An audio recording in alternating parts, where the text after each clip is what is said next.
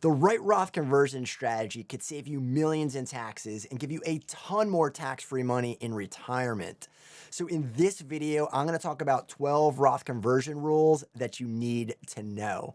What's going on, guys? Welcome back to the channel. Or if this is your first time at our channel, welcome to the channel. My name is Travis Sickle, and let's go ahead and get started. So the first Roth conversion rule that I want to talk about are conversion taxes. So normally with a Roth conversion, you're going to take the money from your traditional retirement plan and convert it over to the Roth side. In doing so, you're going to take that amount and add it to your taxes, so it's taxed as ordinary income. However, you can also make an after-tax contribution to these accounts, which are also called post-tax, after-tax, or a non-deductible contribution. And then you could take those dollars and then convert them to the Roth side. Now, the difference here is because those dollars were already taxed, at the time of conversion, you're not going to pay additional taxes. Which brings me to rule number 2, and that is the backdoor Roth strategies. So with these strategies, there's really 2 ways of doing this. The first way goes into the traditional IRA as a non-deductible contribution, and then you convert that over to your Roth IRA. Usually you would do this because you earn too much money and you can't make a direct contribution to your Roth IRA.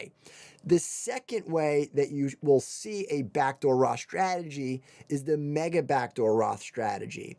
And with this, you would put the money as a non-deductible contribution into a plan like your 401k, and then convert that over to either a Roth IRA or your Roth 401k, which lets you put way more money into your retirement plan. Now, rule number 3 is the pro rata rule. Now, this is a really important rule to make sure that you understand how this all works when you're doing the conversions, and actually well before you do these conversions. Now, the pro rata rule says that if you have any pre-tax and post-tax money in your IRAs, including your traditional SEP, simple, all of those together, that you have to take an equal ratio of your pre-tax and post-tax dollars when you do the conversion. You just can't cherry pick. You can't make a contribution that's after tax and only convert those after tax dollars if you also have pre-tax dollars in any of these IRAs. And you can't just separate them amongst different IRAs and think that's okay, because it doesn't matter. It counts all of them together as one plan just for the pro rata rule. Now, the pro rata rule only applies to IRAs. So that means you can cherry pick inside of retirement plans like your 401k. Rule number 4 is the 5-year rule. Now, the 5-year rule with Roth conversions says that with each conversion, you have to hold the money in the Roth account for 5 years before you take that money out. Now, normally when you make a contribution directly into your Roth accounts, you could take out those contributions tax and penalty free at any time for any reason.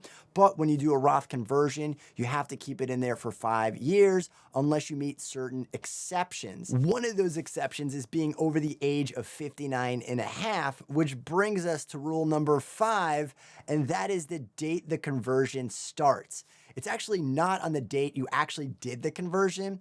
It's January 1st in the year that you did the conversion. So even if you did it as late as December 31st, it still counts for January 1st of that tax year. So what this means is you don't really need to have the money in the Roth account for a full 5 years. It just has to be the 5 tax years. And moving on to rule number 6 is the ordering of distributions. Now, the ordering of distributions and when you're pulling the money out of your Roth accounts. And it's really important that you know how they come out. So the first dollars that are going to come out of your Roth accounts are going to be your regular contributions. The second set, once all that is exhausted, will be your converted dollars. Now, as we showed in the beginning, there are pre-tax and post-tax money that gets converted. And the first dollars that are going to come out are going to be the taxable converted dollars, then the after-tax converted dollars, and finally, the earnings inside of your Roth accounts. So you can't cherry pick which type of dollar is going to come out of your Roth accounts. It's already set up for you. Rule number 7 is the 10% penalty tax on withholdings. Now, this is a tricky one. When you're taking your retirement plan and you're converting it over, you might be presented with the option to do a tax withholding to pay for the taxes. However, in doing that, that dollar never actually hits the Roth account. So technically, it's a distribution from your retirement plan. It's an early distribution, which has a 10% additional tax in addition to that ordinary income that you're already going to pay. So what do you do, or what should you do?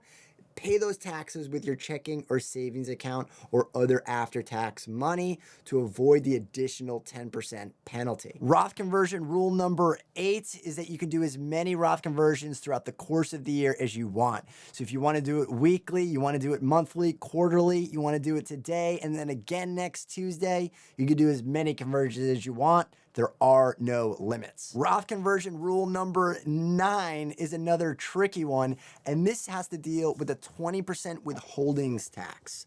So if you're doing a Roth conversion where you're taking your retirement plan at work, requesting a check, and then doing what's called a 60-day rollover to get that check into the Roth IRA, what you're going to find is they're going to do a 20% withholdings tax.